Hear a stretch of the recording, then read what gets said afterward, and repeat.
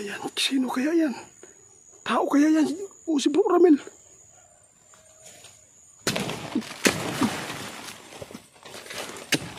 Lapitan natin konti guys. Diyos ko. Allah.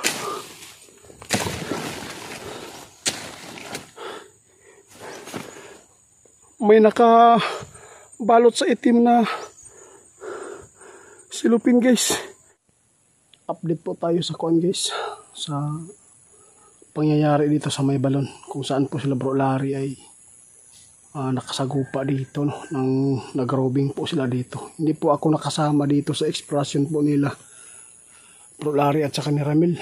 Ang masakit lang po dito kasi si Bro Ramil, meron po siyang tinirador dito na tao at hindi po masyadong natamaan, kaya hinabol po niya.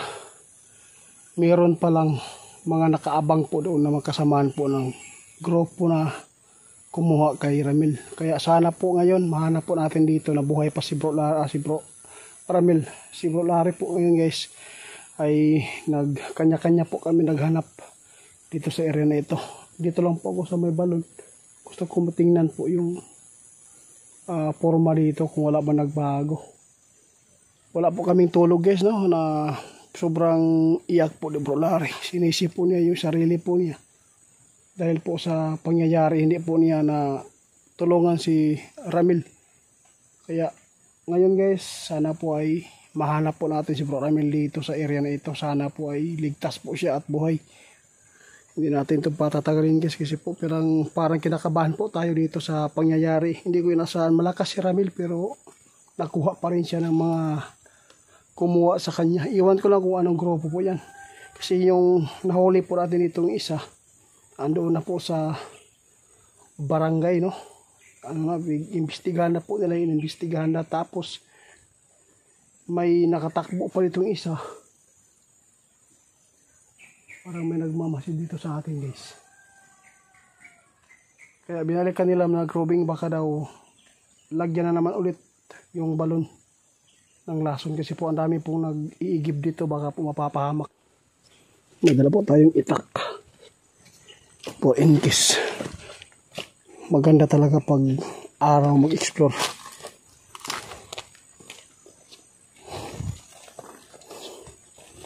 Nang pumunta si Bro Larry at saka si Ramil dito po nakita ng video.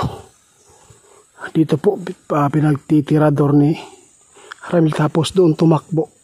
Doon narinig po ni Bro Larry na sumigaw si Ramil. Sobrang kampante ng Bro Larry kasi malakas si Ramil po eh.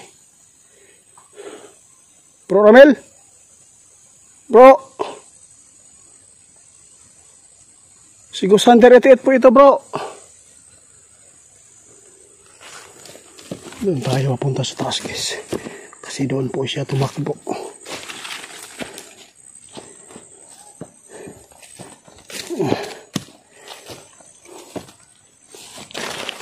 Dito tinirador ni Ramil po. At saka dito hinabol. Sana maabutan natin na buhay si Ramil po. Wala po kaming tulog dahil po napakalaking tulong po si Ramil sa amin.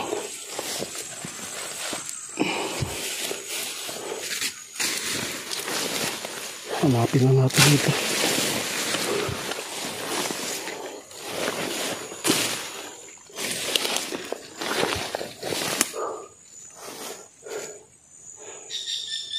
Bro Ramil.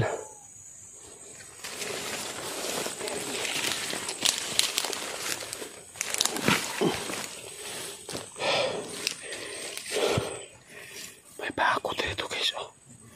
Bako apak-apak lang.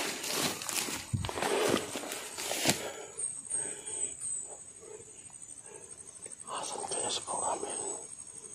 Dito natin nasagupa noon yung kasama ni Bro Ramil dito guys.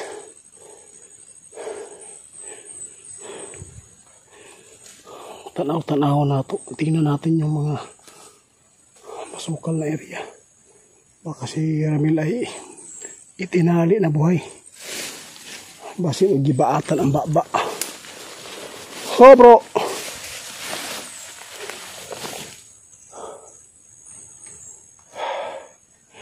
Wala talaga.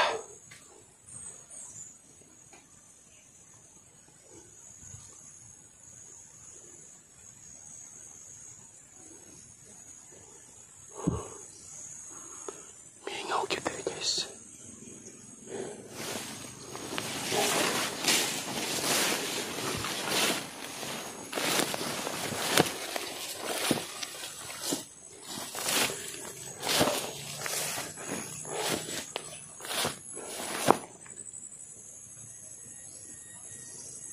Asan ka dinala nila? Si Ramil baka po pinatay ba?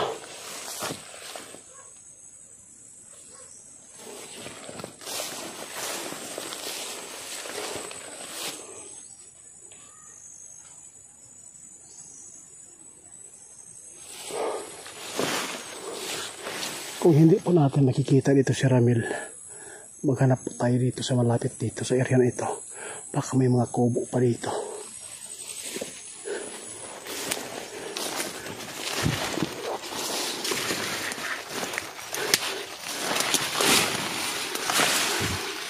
Kinakabahan ako dito guys. Baka anong mangyari kay Ramil. May panahon talaga na minamalas tayo yung buhay natin. Minsan natatangay.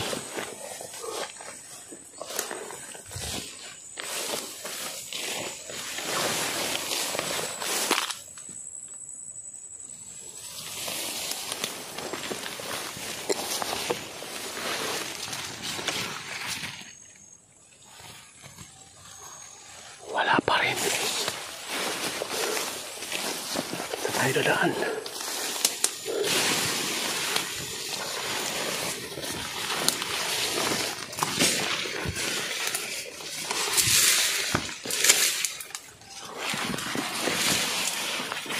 Mahirap itong eksplorasyon natin.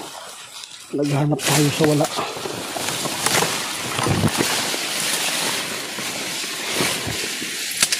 Daanan natin dito. Baka po dito tinago. Iba yung iniisip ko dito guys. Baka tinapon yung katawan nila dito.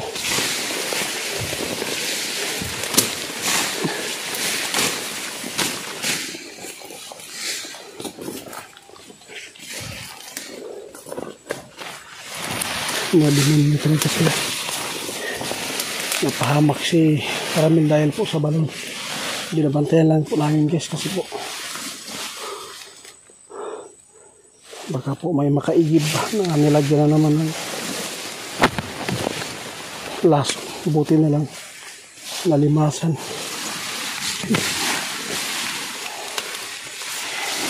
Hindi po tayo sure dito guys na yung inaapakan po natin baka may mga ahas.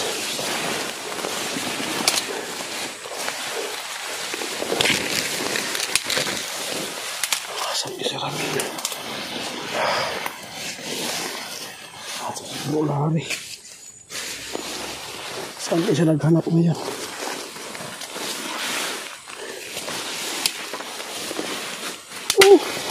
Bro!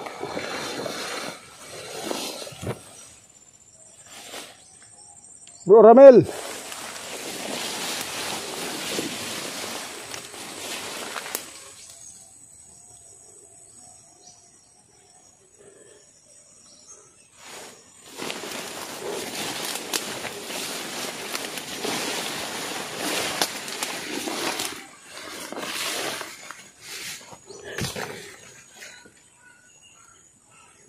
Diyos ko po, sobrang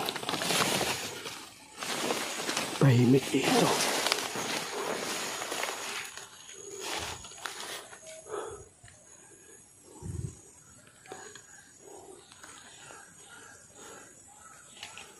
Kung ano mangyari kay Bro Ramil, ipagiganti ko po siya.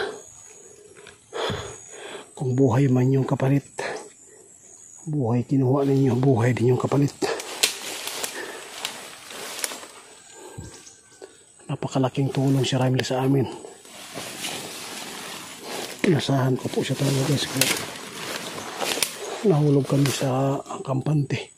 Kaya si Bro Ramil nawala. Sobrang kampante.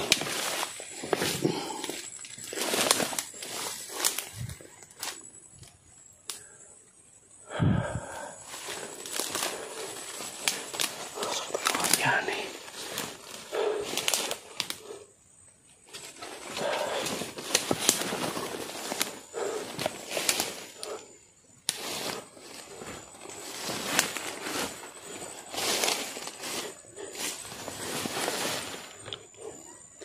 Napakahirap po hanapin dito sa area na ito dahil po ay nasubrang sukal at saka napakalaki pong lupain po dito.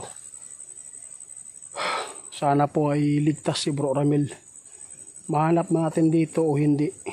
Ang panalangin lang po natin dito na ligtas po siya, na buhay po siya, na makuha natin sa mga salarin po na kumuha sa kanya. Kasi po parang kinakabahan lang po ako dito. Kaya dito tayo maghahanap dahil po ang nasa isipan ko baka itinapon po yung katawan.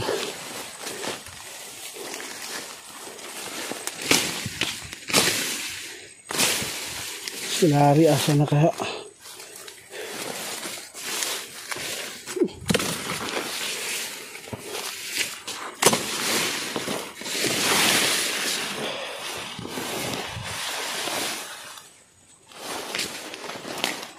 Tayo sure dito sa ginagawa natin. May ahas pa.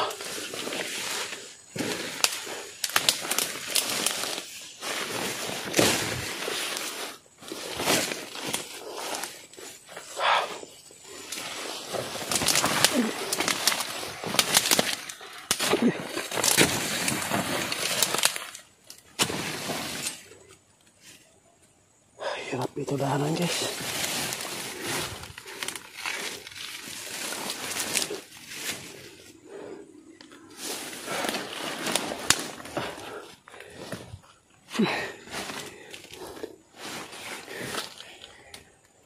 Sakripisyo po natin yung buhay natin dito para matulungan natin si Ramil.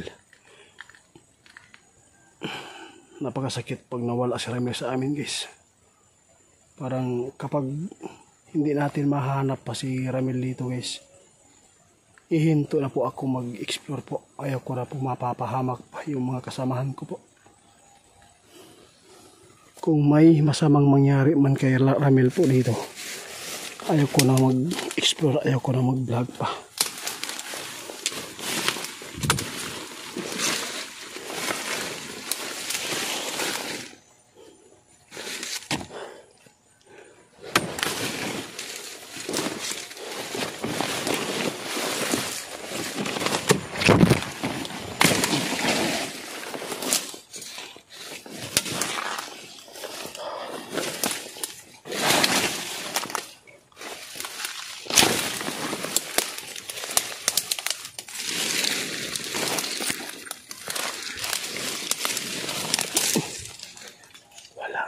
Guys, Bro Ramil,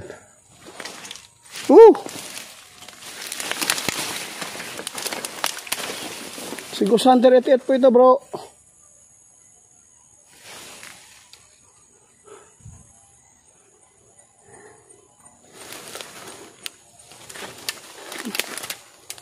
Kapag hindi natin mahanap, guys, nakapag-report naman kami sa mga otoridad, pero patuloy pa rin ako maghahanap sa kanya. Sobrang katina dito sa gabi.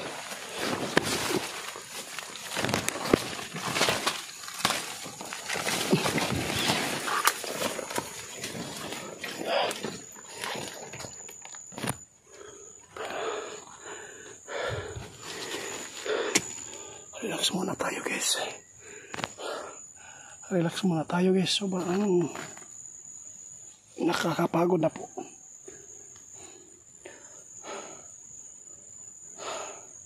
Magdadasal muna tayo dito, guys, para po ay ligtas po yung mga kasamahan po natin dito sa area na ito.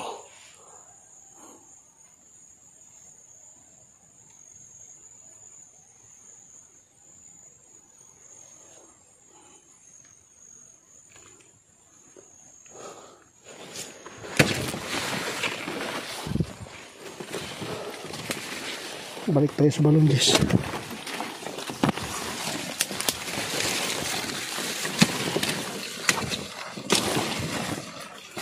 Magawa tayo ng dadaanan. Kung hindi mahanap si Ramil na buhay, hanggang dito lang tayo magtatapos. Ihinto na po ako mag-explore pa.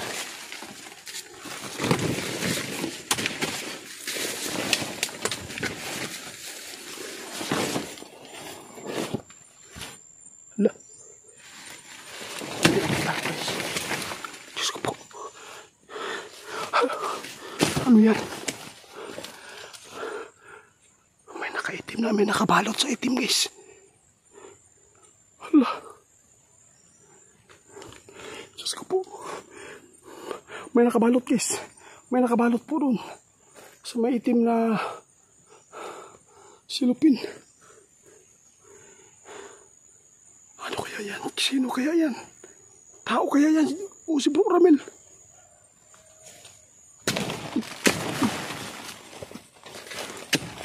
Lapitan natin kunti guys. Diyos ko. Allah.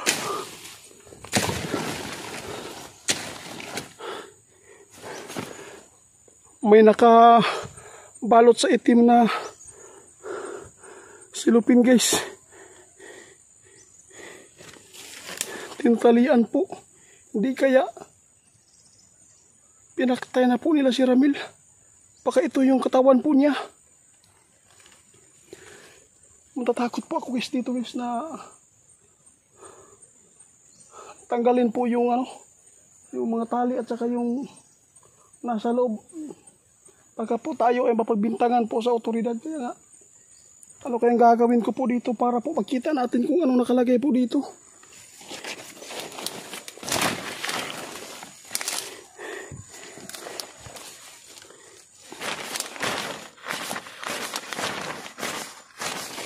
Diyos ko po, ano kaya ito guys? Bro! Bro Larry! May nakita akong nakaitim dito bro na nakabalot.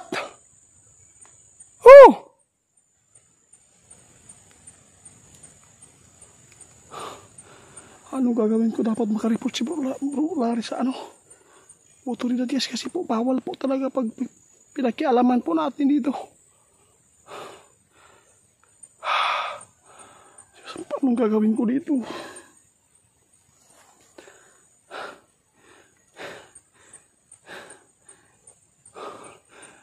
Maghihintay ako ng 1 oras guys. Hindi ako aalis dito kapag walang dumating po dito na mga kasamahan ko na makapag-report po doon sa otoridad para po sila ang tumanggal sa tali at makita po sa loob, kasi nang sinipa ko medyo mabigat po eh.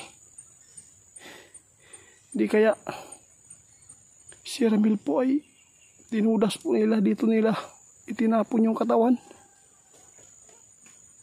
Anong gagawin ko dito? Guys, maghihintay po ako ng 1 oras.